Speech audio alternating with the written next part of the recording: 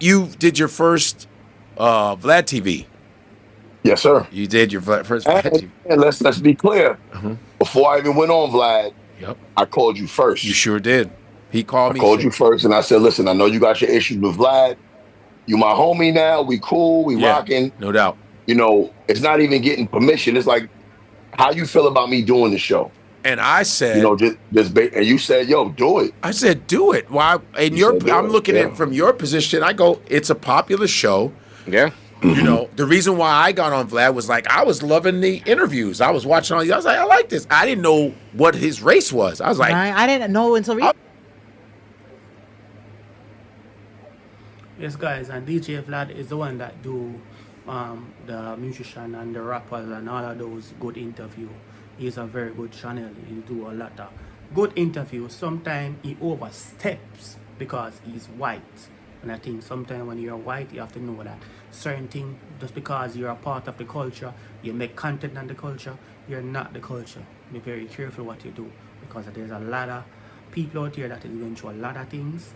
Be careful what you do. I want to do that. I want to do that show. So I had a hookup, and when I was at Sirius XM, hey man, you know, oh yeah, I can get you on. We hooked up, boom, boom, boom, you know, and we even have the same barber. Me and Vlad did. And I said, man, and when I got on there, I was having fun. I go, he knows why I'm on there. He's making money off us. Yeah, I want my profile to go higher. It's a symbiotic relationship. We all know why we're here, right? So, I said, yeah, do it. You're just starting. You're coming up in your shit. That would be smart for you to do that. Take advantage. Be as funny as you can. Express yourself. So take advantage of that. It's a no-brainer. My relationship has nothing to do with your relationship. TK Kirkland is on there. Yeah. He has his reasons. I have my reasons. And my reasoning is the whole Farrakhan situation, Minister, he said some shit out of his mouth that was wrong. He lied.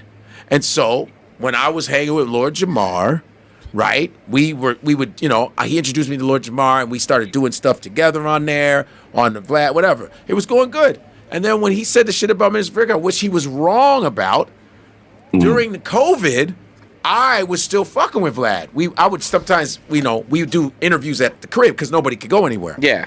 And then one day I did a video with him, right? This is the part that he fucking leaves out.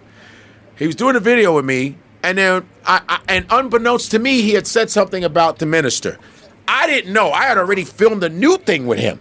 So Vlad calls me and goes, hey, man, are we cool? Are we good? I go, yeah. What? Yeah. Because you didn't know anything happened. Yeah. I didn't know shit. Yeah. Are we cool? He didn't tell you. He leaves that part out. He goes, are we cool? I go, we're cool. He's like, oh, no, man, I just wanted to, make sure, everything's cool, I just want to make sure, that we're cool. Okay, cool. It's just some shit going on. I said, okay, cool. But then... And that is not cool. That is not cool. Don't try to overstep in the culture, right? As I said, it's a good interview. I do a lot of good interview, but I saw something with him and the movie star Marlon, and that never go over well with us as black people. So be careful what you do. Be careful. We rate you and we like you, but don't do some stupid shit. My DMs get flooded with dudes going, man, yo, man, fuck that dude, Vlad. Yo, fuck him, man. You gonna be tap dancing for that month? I'm hearing like, what the fuck is going on? And then I get a voice message from Minister Farrakhan's grandson, Elijah Farrakhan. Yeah. So he says, brother, listen, he said, beloved. I said, I am in trouble. But he said, brother. Yeah, beloved is a threat. Beloved but me being from Chicago and growing up on his grandfather, I used to go to Savior's Day in college. I used to go see him live. So I'm a Chicago dude. So it's like, he goes, brother, we know about you. And one of my friends from college, my brother Ray Westbrook, who's Ray Muhammad now, we started a book club in college. So he now protects the minister. Yeah. See? So I know a lot of cats in there. So I was like, they say, hey, man, we just want to have a conversation with you, bro. Royce the 5'9", my son, the general, they all were like, hey, man, we'd like to talk to you, man. Just talk. And West Coast Cam, who's from NOI, we had him on the show. Yeah. He sent me a video saying, God, what's up, man?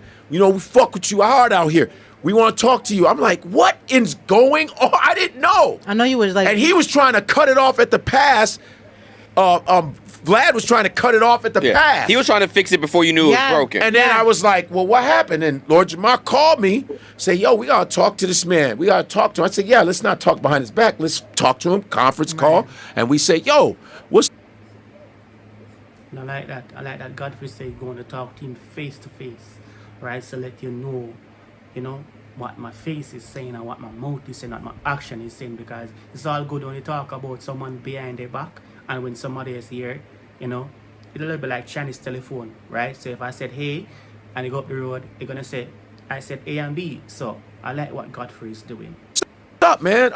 I heard you said something about minister, and I saw this speech that he was talking about. I go, you misquoted him, dude. He did a metaphor. Yeah. And Minister Farrakhan said, we throw the stone of truth at fake, Jays. Yeah. At fake people who are fake. Right? Right. We throw the stone of truth. He goes, we don't kill them. No, it's metaphoric. We throw the stone of truth at evil.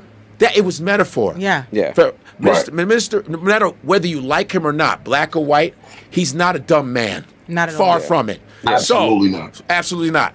And so I said, wow, you misquoted him. I said, yo, you should you owe him an apology, you really do. He says, well, I sent out an apology. That sounded like an apology from a company. Yeah, that sounded like your PR we here don't PR do these people kinds wrote of a thing and then you signed it. It was bullshit. Yeah. And we were like, that's bullshit. And Jamar went harder on him and said, yo, how the fuck you wanted Nick Cannon to apologize to your people? Yeah. Which Nick did, and people were getting mad at Nick, going, Nick shouldn't have done that. I said, no, Nick should have done it. Because it's business. When I was on Wild 'N Out, do you know how... Yes.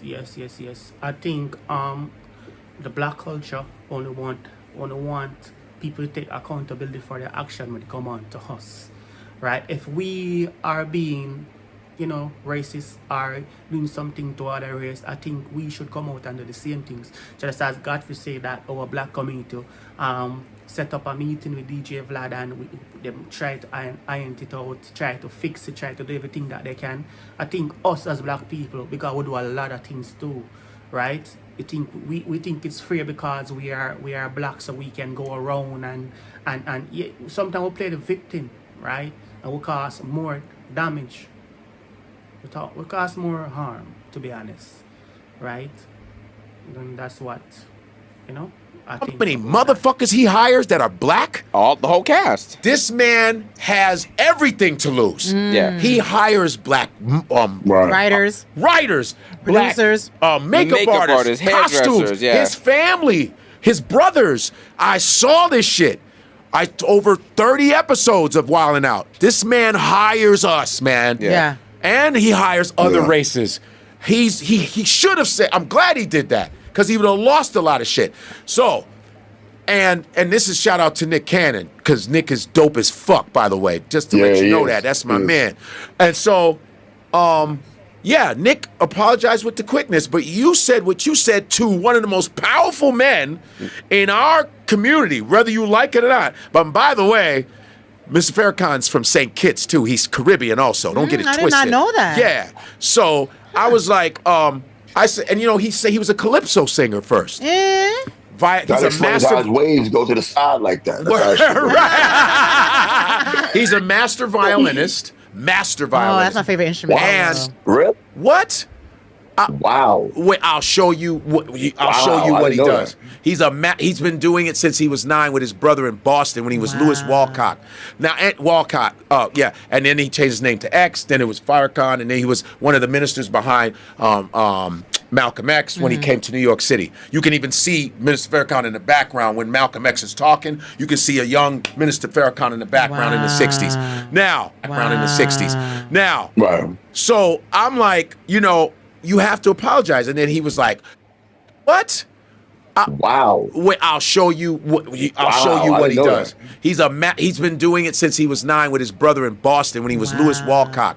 Now Walcott, and then he changed his name to X. Then it was Farrakhan, and then he was one of the ministers behind Malcolm X when he came to New York City. You can even see Minister Farrakhan in the background when Malcolm X is talking. You can see a young Minister Farrakhan in the background in the 60s. Now, so I'm like, you have to apologize. And then he was like, hey, man, I'm not going to get bullied by you, blah, blah, blah. So basically, Jamar said, I got to go with the, and then that was it. And so we never. So Lord Jamar was the one who even suggested He was the one that pushed it. Like I said, I was like, I said, boom, good. I got to go with that. I'm standing on that. And I'm like, I didn't hate Vlad. I just go, I'm not doing your show for moral reasons. And he never apologized? He never did until 5 years ago. This year, he went on Willie D's podcast, Willie D from the Ghetto Boys, who's my dude out of Houston. If you know the Ghetto Boys, he was like, he apologized. And I go, 5 years later? Yeah, it's corny. 5 years later? That's how long it took you, but Nick Cannon did it within minutes? In seconds. But 5 years later, that's the respect you have for black people. 5 years later, I thought it was bullshit. That is bullshit. That's just to me. Because it's not a sincere apology. That to me, it's not. So he goes, well, now that I look at it, no, it was a real simple thing you could have done. Yeah, it plain took you and 5 years to look at a mistake. And maybe things would have been different at this point, but you decided the window was there, and 5 years later. So I was like, no, fuck that, And then, of course, just with shit going on, me and Jamar were fine until like that flat Earth thing happened with Dave and the flat Earth bullshit. Hilarious. He's mad that I don't talked about that. What? That's one of the absolute funniest things I've ever seen in my life, bro. I was talking about Godfrey came on the show and on my show, and I brought it up.